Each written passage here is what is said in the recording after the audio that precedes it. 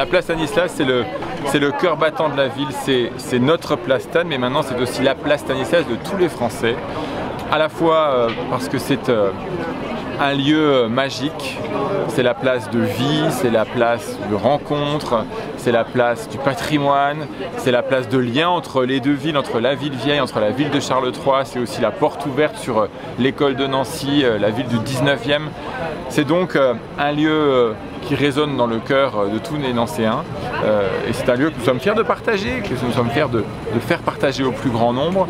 Donc oui, venez à Nancy, venez découvrir la place Stanislas, venez redécouvrir Nancy.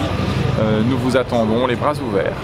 Quand on a la chance d'être le maire de la ville avec la plus belle place du monde, elle est évidemment fondée à gagner tous les prix et tous les concours. Mais en 2021, cela résonne d'autant plus que l'envie de se retrouver, elle est là. Et saluer la place Stanislas et reconnaître la place Stanislas comme le monument préféré des Français, c'est aussi se dire qu'une place de ville, c'est un lieu de rencontre, de lien social, un lieu d'échange. Et je pense que ça a du sens aussi qu'elle soit primée en 2021.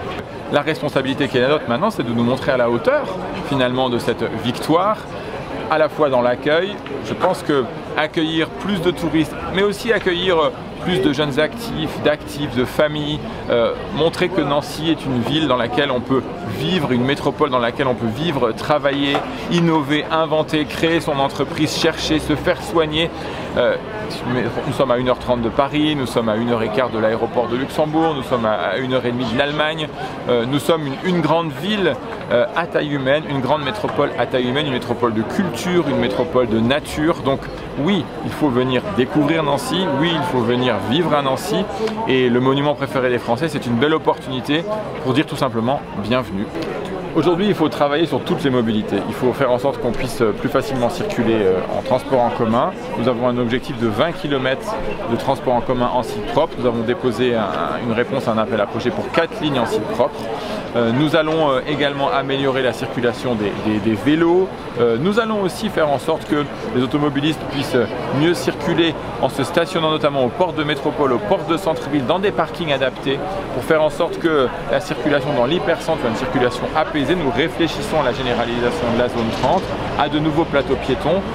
Circuler est évidemment un enjeu majeur pour tout le monde chaque jour. Nous sommes tantôt d'ailleurs tous, tantôt utilisateurs de notre voiture, tantôt utilisateurs d'un bus, d'un transport en commun, tantôt piétons, tantôt cyclistes.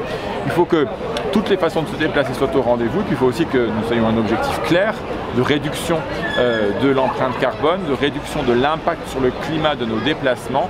Le déplacement seul dans sa voiture individuelle, c'est aujourd'hui le premier producteur de gaz à effet de serre à l'échelle d'une ville et d'une métropole comme le Grand Nancy. Donc il faut imaginer, sans contrainte, mais avec beaucoup de force et de détermination, de nouvelles façons de se déplacer qui nous permettent de continuer à vivre sereinement dans un territoire où il fait bon vivre et bon respirer. La ville d'hier s'est construite autour de la voiture. La ville d'aujourd'hui et de demain, elle se construit avec tous les modes de transport, avec les piétons, avec les cyclistes, avec les automobilistes, avec les utilisateurs de transport en commun. La ville d'aujourd'hui et de demain, elle se construit autour de la qualité de vie et de la qualité de déplacement. Donc la voiture a sa place dans la ville, mais elle ne peut pas prendre toute la place dans la ville. C'est une réflexion que nous allons conduire dans le cadre du plan métropolitain des mobilités. Je laisserai évidemment les élus en débattre et se prononcer, mais c'est une hypothèse qui est sur la table, généraliser les zones 30 dans la ville. Ça veut dire que depuis que la SNCF a annoncé la suppression des Ouigo, nous avons, avec tous les élus d'ailleurs de Lorraine et du sud de Lorraine en particulier, dit notre désaccord et notre incompréhension au PDG de la SNCF. Ouigo, c'est un TGV à bas coût qui permet d'accéder à la capitale depuis Nancy et à Nancy depuis Paris, à toutes les catégories de population, y compris celles qui ont le moins de revenus. Et je pense notamment dans une grande métropole étudiante comme Nancy, c'est un point très important.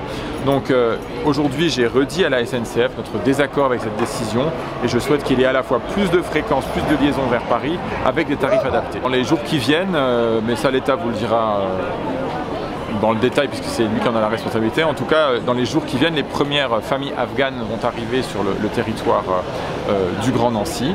Comme nous l'avions d'ailleurs indiqué il y a quelques semaines, nous avions manifesté avec Shahnaz Kirouni, la présidente du département, notre intention de nous tenir prêts à accueillir une partie des réfugiés afghans qui étaient accueillis sur le territoire français, ce qui sera donc le cas. Ils sont pris en charge pendant 2 mois dans les centres d'accueil et d'hébergement des demandeurs d'asile par l'État, et ensuite nous serons prêts évidemment à les accompagner tant sur le plan de l'apprentissage de la langue, de l'insertion professionnelle, sociale, de l'accès au logement.